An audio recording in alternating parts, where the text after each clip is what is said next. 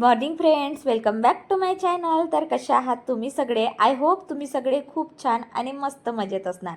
So आजच्या व्लॉगची सुरुवात मी direct मम्मीच्या वाडीपासून केलेली आहे आणि खरंच सांगू का, इथे आल्यावर अगदी फ्रेश वाटत असते. तुम्ही इथे बघू शकता, इतकी सुंदर वांगी लागलेली आहेत ना. वाडी खूप मोठी नाही आहे आणि रोडला लागून असल्यामुळे ना डस्ट तर प्रचंड येत असते, पण तरीसुद्धा झाडांना इतकी छान वांगी लागलेली आहेत ना की तोडताना खूप मज्जा येत होती. घरचं फ्रेश भाजीपाला म्हणजे वेगळीच मज्जा असते नाही का.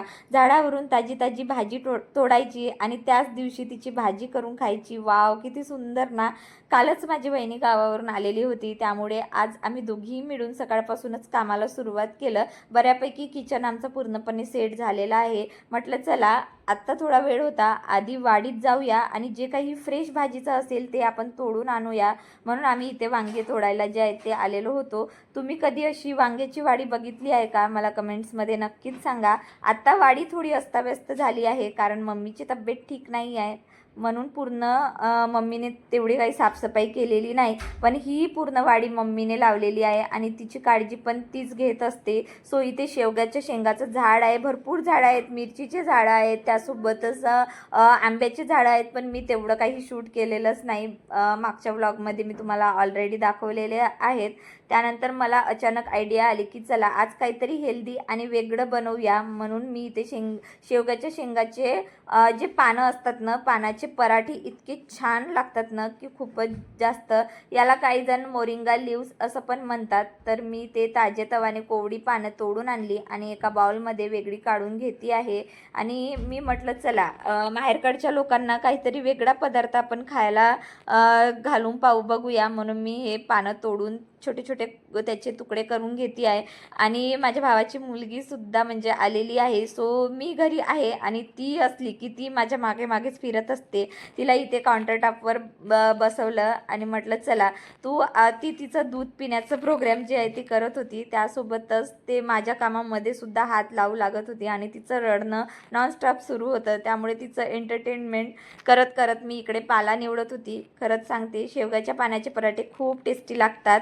त्यानंतर वहिनीने मस्त मुलांसाठी इथे भरल्या वांग्यांची भाजी सोबत मटकीचं उसळ आणि चहा तर इथे गॅसवर सुरूच असते. मम्मीच्या घरी ना दिवसभर कोणी ना कोणी येतच असतं, म्हणून गॅसवर चहा कायम असतो. आणि माझा भाऊ आणि वहिनी दोघंही मिळून कुकिंग करायला त्यांना खूप आवडत असते, त्यामुळे तुम्हाला ते नेहमी किचनमध्येच दिसतील. तर पराठ्याची रिस्पॉन्सिबिलिटी मी घेतलेली होती. मी इथे गव्हाचं पीठ छान मळून घेते आहे.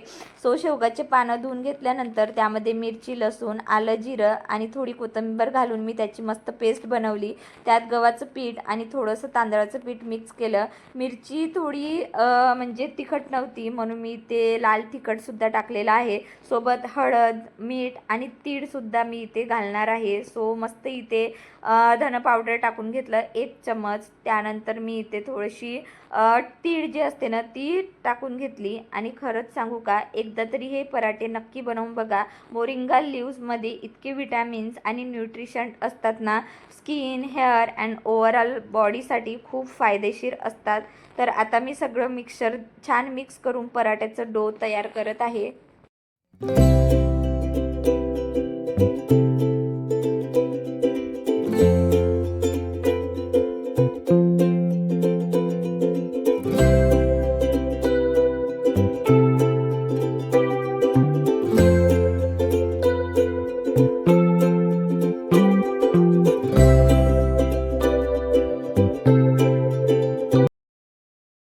त्यानंतर इथे मी डो तयार करून ठेवलेला होता. आणि खरं सांगू का, या शेवगाच्या पानांचा पराठ्याचा डो बनवलं की लगेच पराठे बनवावे लागतात, नाहीतर मिक्सचर थोडंसं कडक होतं.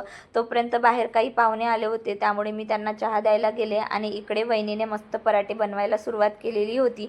सोबत चिवसुद्धा त्यांची हेल्प करत आहे. म्हटलं चला आज वहिनीच्या हातचे गरमागरम पराठे खाऊया. आणि खरंच पराठे आणि भरल्या वांग्याची भाजी इतकी भारी झाली होती ना की जेवण झाल्यावर आम्ही अक्षरशः इतके झोपून गेलो. इतकी मस्त झोप लागली होती की वेळ कसा गेला कळलंच नाही. त्यानंतर दुपारी उठल्यानंतर मला माझ्या मैत्रिणीकडे जायचं होतं. तिचं एक ज्वेलरी शॉप आहे आणि माझी वहिनी तिथूनच नेहमी शॉपिंग करत असते. आणि स्पेशल म्हणजे ती माझी बालपणीची मैत्रीण आहे.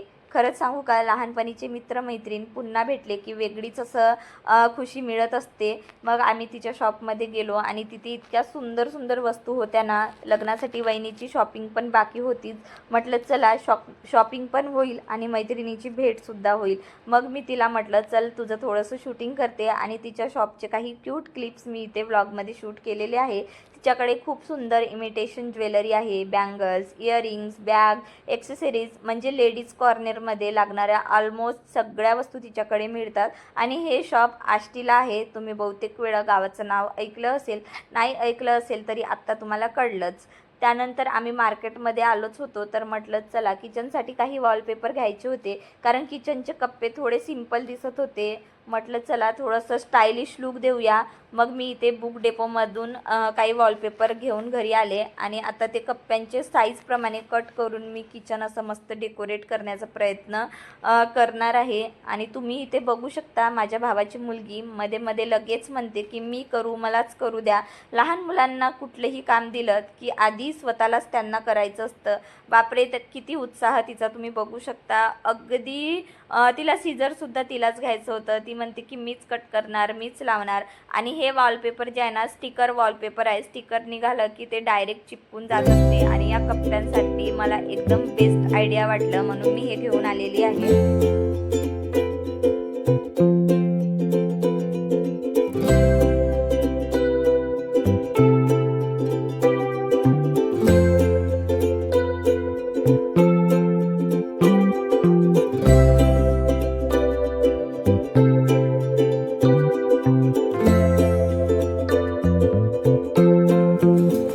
खरं सांगू का, हे डेकोरेशन अगदी इन्स्टंटमध्ये कोणीही करू शकते. साधे नॉर्मल वॉलपेपर जरी आणले ना आणि किचनच्या कप्प्यांना लावले तरी किचनचा पूर्ण लूक चेंज होत असतो. समोरून इतका स्टायलिश आणि नीट लूक येतो ना की अगदी एक्सपेन्सिव्ह सेटअप केल्यासारखं वाटत असते. तर मी आणि वहिनी मिळून हेच काम करत होतो. स्वयंपाक वगैरे आमचा आधीच झालेला होता, त्यामुळे काही टेन्शन नव्हतं आणि सकाळचं पण भरपूर जेवण अजून बाकीच होतं. पण खरं सांगू का, हे वॉलपेपर लावायला आम्हाला जवळपास 1 ते 2 तास लागले, कारण मध्ये मध्ये माझ्या भावाची मुलगी तिचं येणं सुरू होतं. त्यासोबतच ज्यांनी हा ओटा बनवला होता ना, त्यांनी प्रॉपर फिनिशिंग केलेली नव्हती, म्हणून मेजरमेंट घेणं खूप अवघड वाटत होतं. वॉलपेपर कट करणं आणि परफेक्टली बसवणं यामध्येच खूप वेळ गेलेला होता आणि आम्ही एक एक पीस असं मोजून कट करत होतो आणि मग खूप पेशन्सली आम्ही हे लावलेलो होतो. मध्ये मध्ये माझी भाची येऊन मी काय करू, मी करते, मलाच करू द्या, असं तिचं पण सुरू होतं. म्हणून आमचं 1 तासाचं काम 2 तासावर गेलेलं होतं.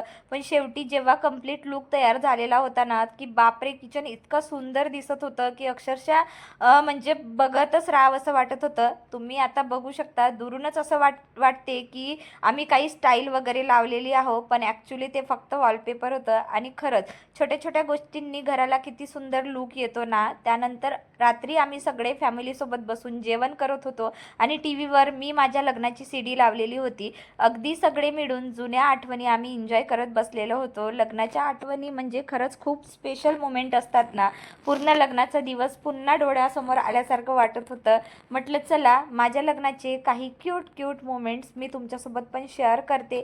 तर तुम्हाला आजचा व्लॉग कसा वाटला ते मला कमेंट्समध्ये नक्कीच सांगा आणि अशा प्रकारचे मस्त इंटरेस्टिंग व्लॉग बघण्यासाठी चॅनलला सबस्क्राईब करायला विसरू नका. चला मग भेटूया पुढच्या अशाच मस्त व्लॉगमध्ये.